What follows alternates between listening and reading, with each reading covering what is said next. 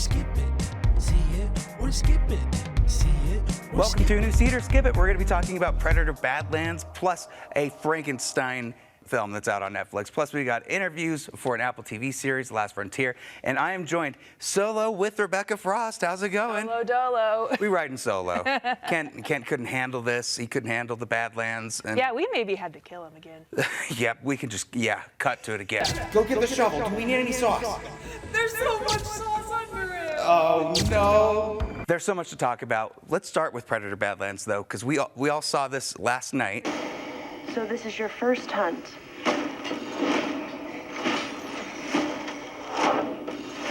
you've come to the most dangerous planet in the universe.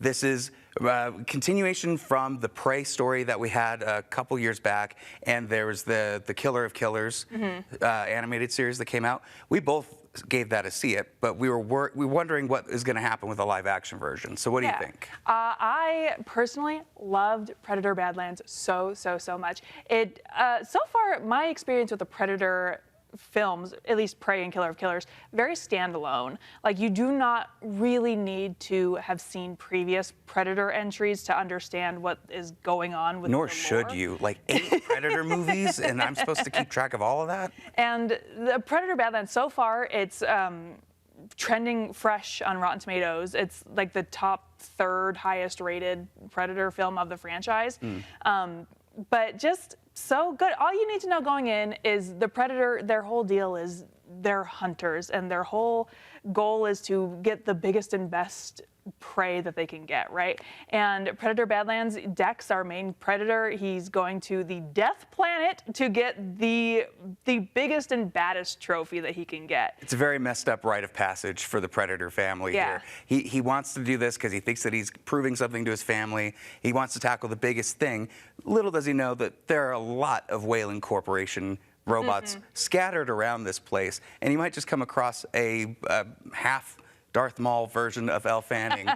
Well, and it's really interesting, too, because Dex is established so early on as the runt of the family. Like, he has no business going to this He looks planet. goofy. He looks goofy. He's But making it's a funny. fool of himself. And that's the thing about this Predator movie, too. It's funny. Yes. I was hooting and hollering the whole time. And there's a lot about that you particularly liked. But what I noticed in the beginning, it very much felt like The Mandalorian. But this is The Mandalorian if they were able to kind of like shed some of the Disney shackles of being like a little bit more intense, and they went full throttle with it. It's PG-13, so there's not going to be like real blood, but there's tons of fake blood, the green blood, the little milk stuff that comes out of the Whaling Corp, you know, synthetics. I think this was such a fun time in the theaters. It might be the most fun that we're going to have until Wicked for Good coming out. This should have been released during the summer. This should be a summer blockbuster movie. It is, like you said, it's so full of action. Like, it is PG-13, so there's no blood because it is all pretend Predator neon blood, but tons of action. There's not a dull moment in the movie. It is constant. You are always along for the ride of whatever next action set piece is coming along. And they do so well with those. Like, how the Predator is using his environment and the world against his enemies is so much fun. And then it's all in the perspective of this guy. I mean, we don't really follow the Predator in any of the other films. It's usually the people getting involved and having to run away from them. So I love that we have a perspective that's different and it's unique. I love that they understand that they need to sell some toys, and so they gave us one of the, and you can take this one, the most adorable, ugly alien creature. The Sonic the Hedgehog alien. Before they corrected it. Yeah. I think that was the one that I could hear you next to me going, yeah. I was losing it. The thing about this movie, if I were to drop the tropes, hero's journey, found family, for a Predator movie, never in 1,000 years would I have expected these specific tropes in a Predator movie.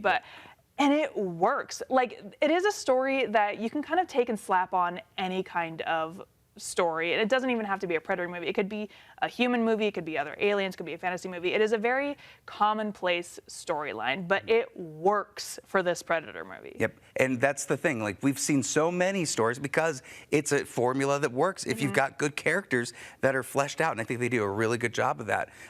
Ken actually did send us something about what he thought about it. I guess we can throw that up. Okay.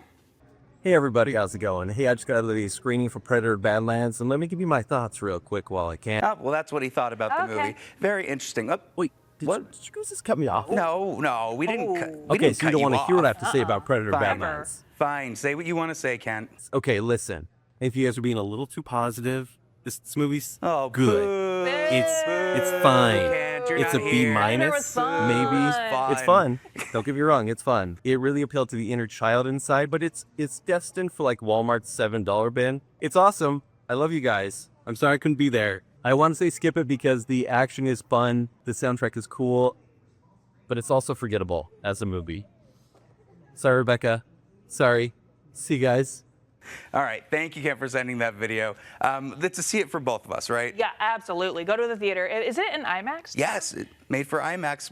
Go see it in IMAX. Yes, definitely check it out. And more Elle Fanning movies, please. That would be... More Elle Fanning and the Predator traversing the universe. Yes, I would pay good money to have a Disney Plus show of that, even though we might already have it. Yep. But with that being said, let's move over to the next thing that's out in theaters. And Sydney Sweeney is back in theaters, and she's now, I think she's taking a run for the Oscar nominations in Christy. Honor to meet you, Mr. King. Well, tell me about yourself. Jesse here says that you fight it in all pink. I'm from West Virginia. What's that got to do with pink? Nothing, sir. I'm just telling you about myself. Yeah, pink was my idea. This is a boxing film about a legendary female boxer that figuring out how to make it in this male-dominated boxing area. She's going through a lot of stuff with her husband, who's the guy that plays him? That is Ben Foster. Yes. Who, transformation, like insane transformation. Yes. I did not recognize him until I had to look it up. And watching him during this whole film, I was like, that's Angel from X-Men The Last Stand? It's a very conventional thing to do a boxing film as your launch to maybe get a nomination, right? But we've talked about this. Sydney Sweeney, she is always putting herself out there. She's always trying to give these great performances. I think this worked well because it seemed like a vehicle for her that she could go with. But I don't know if the story necessarily worked very well for her. What do you think? Yeah, the thing about Sydney Sweeney, and I say it every time a Sydney Sweeney project comes out, I really respect her hustle. I like her dedication to the craft. Do I think she's really good at it? Maybe not. But I really like the effort that she's putting in here. And for once, I was watching her and I didn't think she's totally dead behind the eyes. But Wow. I know it's harsh. But she put in the work for this. She did months and months of physical training for this role, and it's a really demanding role too because she was the #1 female boxer for years. And this film does span decades. I don't find it consistent in the way it goes through the decades. But overall, I thought it was a really fascinating movie. Super duper heavy trigger warning for domestic violence. Yes, that basically the whole second part of this movie is revolving around the domestic violence situation with her husband, and also seeing it's pretty shocking to see how she treated fellow female competitors and the way that this is what we were talking a little bit with Swiped about the Tinder movie, how the dynamics shift when somebody that was able to break into this male-dominated culture has to feel like one of the guys and also put down any other women that are trying to make their way up. They wanted to bolster her up as a feminist. She actively avoided that for most of her career. But do you think they did a good job of showing her perspective on just who she actually is rather than what she's wanting to become with this best boxer in the world? I think so, because there's a lot of emphasis too on she is a closeted lesbian. She cannot come out of the closet because of the era. It's certainly frowned upon, and they, bolster her up as, oh, she's a very straight female boxer.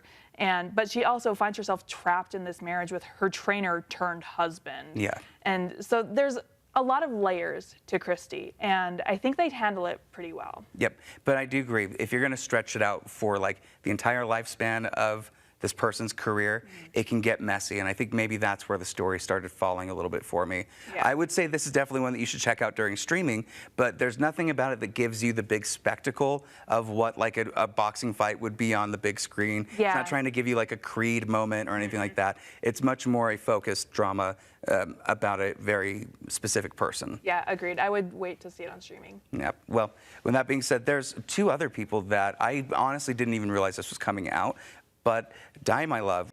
Cheryl mentioned that you're a writer. I don't do that anymore. Stuck for inspiration? I'm stuck between wanting to do something and not wanting to do anything at all. Where are you now? Is everything all right? I watched this last night, and one thing that me and you were talking about when we were getting into the screening for Predator Badlands is you said sometimes men should not review movies, right? Yeah, I have an unpopular opinion that there are some movies that I don't think men should be allowed to review, and Die My Love is, I think, one of them because it stars Jennifer Lawrence and Robert Pattinson as new parents, and it follows Jennifer Lawrence as she really struggles with postpartum depression without really acknowledging that she has postpartum depression, and it's a very female-forward movie written and directed by Lynn Ramsey, who, if you saw We Need to Talk About Kevin, love that film. Like Lynn Ramsey is very good at making you feel uncomfortable, and she does a great job of that with Die My Love. And Jennifer Lawrence, I think, has locked in her second Oscar for this performance. Right. Well, and let me also say, after watching the movie, I agree with you. Like, seriously, like there are things that just, I can talk about the technical stuff. I could talk about how strong the performances were. But as far as the story goes, not mine. Yeah, and Robert Pattinson also, he gives a very subdued performance as a partner and husband who can't help but watch his wife fall apart, and there's nothing he can do to help. Right. Which I think is powerful in itself, but this is a very female-driven movie. I wouldn't say he helped at all, to be honest. Getting a dog when you, okay. Yeah. We can get into that. But I do think Jennifer Lawrence, incredible performance, probably on par with her Silver Linings Playbook, if you count that as her best. Might even be better. I'll have to give it. What I was worried when I was watching is like, oh no, is this going to be like Mother, where we're just kind of overselling the emotion and trying to get biblical and we're doing all kinds of things? That's not at all what this movie's about. Yeah. And it is sitting in uncomfortableness, and that's kind of the movie. So it's one of those eat your vegetables because it's good for you and it will help and it's a conversation starter. But what do you think overall? Is this one that people are going to go out to see? Overall, I would like to encourage people to go out to see it just because I want support for female filmmakers. I don't know that it's going to be like a crowd pleaser, so like maybe wait to see it on streaming, but definitely see it. I do think this is Jennifer Lawrence's second Oscar. Yep. I might even go even further. I would prefer people go and see movies like this than if they were to go to like, what is the Blake Lively movie? It ends with us. Yeah. I would much rather people go and check out these kind of stories that feel real. It's pretty extreme in a lot of things, but it's also something that has powerful performances. So it's a see it for me, see it for you. Yeah, absolutely. All right. Well, with that being said, let's jump into the next film, which I'm going to look on my list real quick, which is Nuremberg. Nuremberg. Whoa, oh, no. Whoopsies. The governments of Russia, France, Great Britain, and our United States will put these men on trial for their lives. It can't be done. There's no international law to base the charges on. The world needs to know what these men did. Dr. Kelly, Central Command thinks you're some kind of hotshot head shrinker. You will inspect and ensure the prisoner's mental health. The one you'll have to watch the closest is Goering. He was appointed Hitler's successor in 1939 and is the highest-ranking German military officer of all time. He's highly intelligent. Charming and a narcissist. I am going to escape the hangman's noose. Very sure of yourself. No man has ever beaten me. This is Remy Malik talking about the Nuremberg trials. We have Russell Crowe as one of the big German officers that was being tried during this, and it really covers how first they decided as a world to address the atrocities that happened, and then also how do the psychological sides of this affect whether they're competent to even stand trial. What did you think? This movie marketed poorly because I've been complaining about this movie for a week because the trailer made it look so boring. And I love a good war movie. Mm-hmm. And I also love a courtroom movie. Right. And the trailers for this just made this movie look so boring. But from the first 5 minutes, I was totally engaged in this movie. It's funny. Like, I was not expecting it to be kind of funny. But I was engaged for the whole, it is 2.5 hours. But I was engaged the entire runtime. You have a stacked cast: Rami Malek, Russell Crowe, Michael Shannon, John Slattery, Mad Men. And just a really fascinating insight into how they decided to persecute people, not just through a country, but through the lens of the world for atrocities committed against the world. Yeah. And not only that, there's a little bit of Mindhunter at the beginning with Rami Malek and Russell Crowe's character, because at first you're like, wait, does he admire him actually? Is he admiring this horrible man with this narcissistic personality that seems to still think that he's leading when he's locked up? Like, that kind of drifts away when it starts delving more into the courtroom drama. Like, once it jumps into that, it's full on, let's bring in Michael Shannon, let's have Rami Malek kind of be the in-between between like what the court's saying and what the side is doing. I feel like this is something that, I don't know if in the theaters opening weekend is the best. It feels kind of like when your teacher's not at school for the day, and so the substitute comes in, wheeling in a TV. He's like, we're gonna watch Nuremberg, and puts it on, and that's that. But I don't know, it's still one, does that count as streaming now? Like, it'd be perfect for streaming? Yeah, this is great for your dad who likes World War II movies. But also, it felt like I was watching an Avengers movie, because the way that they would introduce characters and introduce concepts, it felt very similar to plot beats of superhero movies where they're getting the gang together, which insane to say about the trials of Nuremberg. But I was into it. And like I said, watching on streaming with your dad, who also likes war movies. Take your dad to the theater. Take your dad to the theater. Yeah, it doesn't have to be like take your kids to the movies. No. Take your parents to some of these movies. Like Nuremberg might be the perfect fit for that. Yeah, it's a crazy movie, marketed poorly, but I would say see it. Yep. I wonder why it wasn't really like marketed too much this year. Yeah, I wonder why. They should probably push it a lot harder. Yeah. With that being said, let's talk about Frankenstein, which is now officially on Netflix. I feel like we've been talking about this thing for weeks now. I never want to stop talking about Frankenstein. Why should we stop? Because this movie was so good. It's Guillermo del Toro giving us his love letter to monsters, and he does that every movie, and still with this you're like, but he really did it this time. He really did it. And he's got Oscar Isaac, who canonically weird guy, like he loves being the weird guy in movies, and he gets to fully embrace that in Frankenstein. And Jacob Elordi playing the creature, awesome performance. We cannot let what happened to Charles Melton 2 years ago in the awards categories happen with Jacob Elordi this year. Oh, interesting. I agree with both. I think the set design is incredible in this. I think the makeup, the costumes, everything is, you could tell that whoever Guillermo del Toro works with are the best at what they do, much like with Chris Nolan. I think Oscar Isaac's character as the Doctor is crazy to see the flip of just such an abusive father that doesn't realize what he's created, and once he does, wants no part in it. Well, he even drops this line, I can't remember it word for word, but he drops this line where he's like, I had no idea what to do after creation. Like, he was so laser focused on bringing life to nothing that he didn't plan for what if he did succeed. And all he can do is react in anger because it's not exactly going the way he envisioned. Yeah, the story's told in two perspectives, basically. Perspective of the monster, perspective of the Doctor. How they intertwine that is pretty fun. It becomes a little bit like, we're just gonna fight each other for a while from a long distance and keep fighting each other. Jacob Elordi plays such a emotional, heartfelt Frankenstein. Well, monster. Can't do that. Creature.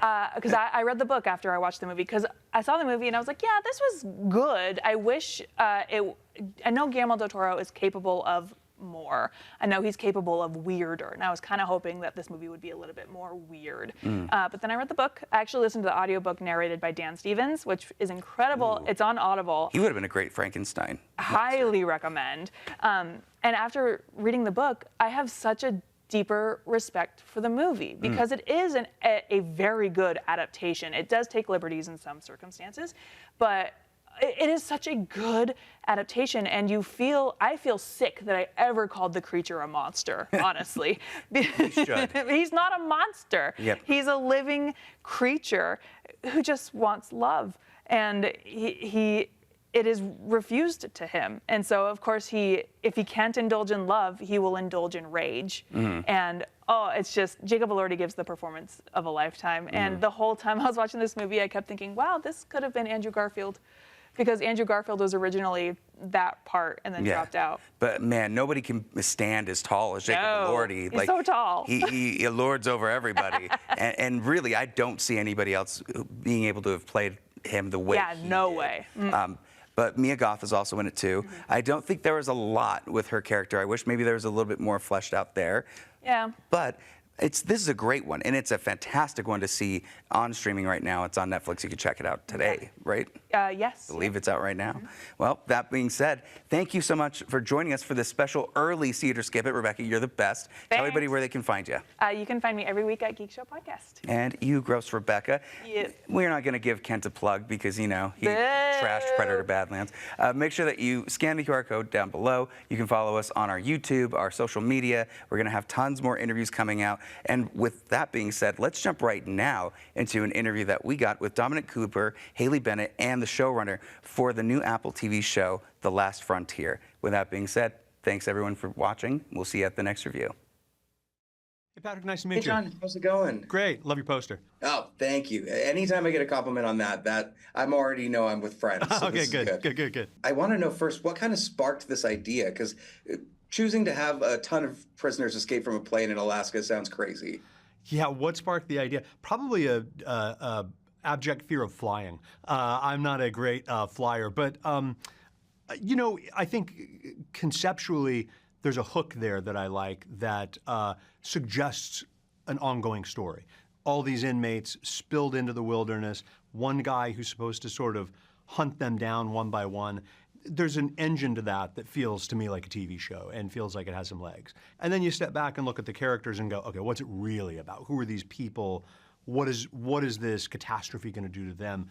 And that inevitably always becomes more interesting than sort of the hook at the beginning. I think you both have very unique and interesting characters, and the way that they work with each other is very fascinating. What was it like building that complicated chemistry? Was it through rehearsal? Was it through the script? Or did you guys talk a lot about it beforehand? We had loads of information because we had 10 episodes ready to roll with. I mean, more often than not, you get them as you go. And we'd be in rehearsal rooms, we'd chat about them, we'd go, well, what do you think they did in that past that we were thinking about? We actually had the information. They have a very intricate, very complex relationship that we learn about later on, but we luckily got on very well and we would talk about it, and I thought Haley was incredible at pushing the boundaries of what she was prepared to do in each environment and scene. And I think, it's a series that is heightened and elevated, and, there's this blockbuster element to it, but I think, Dom and I wanted to